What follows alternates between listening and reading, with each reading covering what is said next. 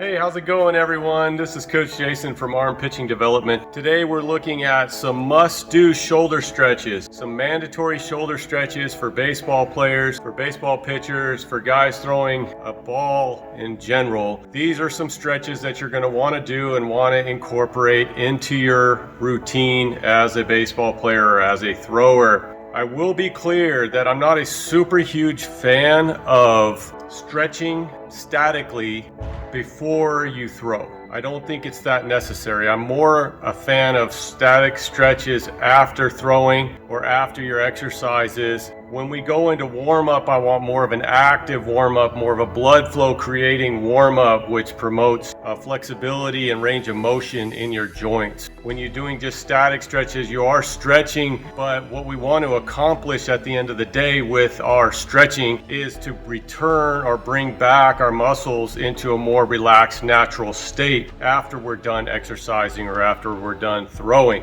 So on our must-do pitching or throwing stretches, you see me have this little guy here. This is a super slider. It's a furniture mover. We're going to use this tonight. If you're interested in this, I will put a link in the description below where you guys can view this on Amazon. Not that big of a deal yet.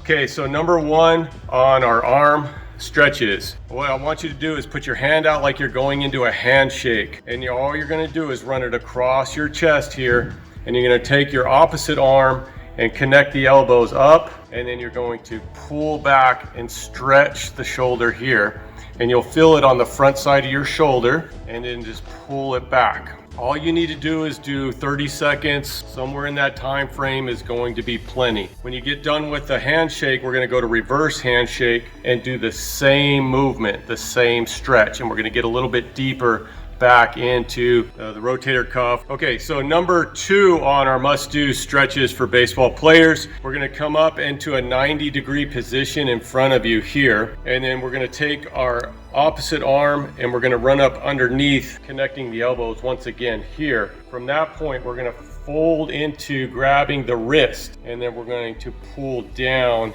getting the posterior cuff and somewhat of your anterior shoulder as well, a little bit here, and just pull down again for 25-30 seconds, however long you feel like you can stand it. Okay, number three on our must-do stretches, we're going to go, let's do this, we'll go into handshake, and then what we're going to do is bring our hand into our small of our back, just like this, with our thumb upward, and you're going to take your opposite arm and you're going to walk it down your arm to your elbow. Once you get to your elbow, you're just going to kind of set, bring your hips in, and it'll feel a nice pull on the front side of your shoulder here. And then when you're done with that stretch, I don't like fast snapping back movements. So what you want to do is just kind of relax the arm back off so we're not causing any strain or discomfort coming off of that stretch. Okay, we're on number four on our must-do stretches for baseball throwers, for baseball players. Okay, we're going to go into handshake again, and now we're, instead of the small of our back, we're going to run it to the top of our back as best you can into the middle here, and you're going to take your opposite arm and you're just going to gently push down on your elbow as far as you can get. You can also grab a towel or a rod or something like that, something with a little bit of extra range, and as you do it you can get a little bit deeper range of motion by having a tool or having a towel or something, and you can kind of just pull up and down here with it. And again, you'll feel that in through the supraspinatus pretty well, and the rotator cuff on the top side, and pretty much throughout the entire shoulder. Okay, so number five on our must-do stretches, we're going to go over and do a wall stretch. Again, we're just going to put our hand on some sort of block here or a fence or something like that, and then I want you guys to just kind of turn or rotate in and stretch out this way, kind of pulling on the pectorals a little bit, pulling on the front side of the anterior side of your shoulder. The other one you can do is come up to a 90-degree position here on the wall. And then all you're going to do is kind of lean into it here, and we're going to do a pec stretch this way, kind of stretching out the front side just a little bit more. I want you to think about we don't want to overdo our stretches because your muscles can be like rubber bands, and I don't like flimsy rubber bands, and I don't like super tight rubber bands. What I want is the rubber bands to be nice and perfectly balled up versus too tight or too loose. Too loose, you lose structure and stability in your joints.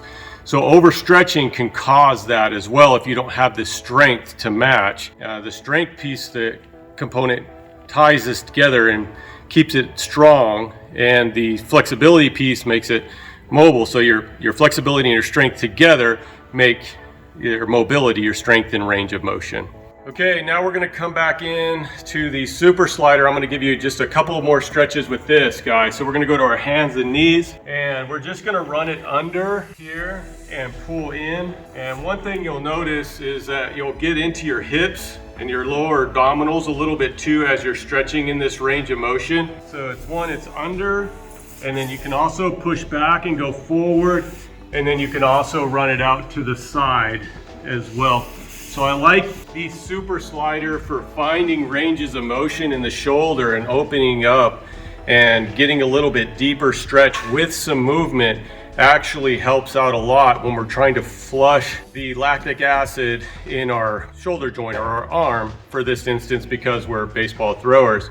So ideally what we'd like is to a little bit of recovery with static stretches and with active movement pieces, which will help in combination help you heal and cure your arm soreness at the end of the day. So I hope you enjoyed the video on must-do arm stretches for baseball players. Don't forget to hit subscribe for more pitching tips, drills, exercises, and workouts, or in this case, throwing tips, drills, exercises, and workouts, since we're talking about baseball throwers. And until I shoot the next video, see y'all next time.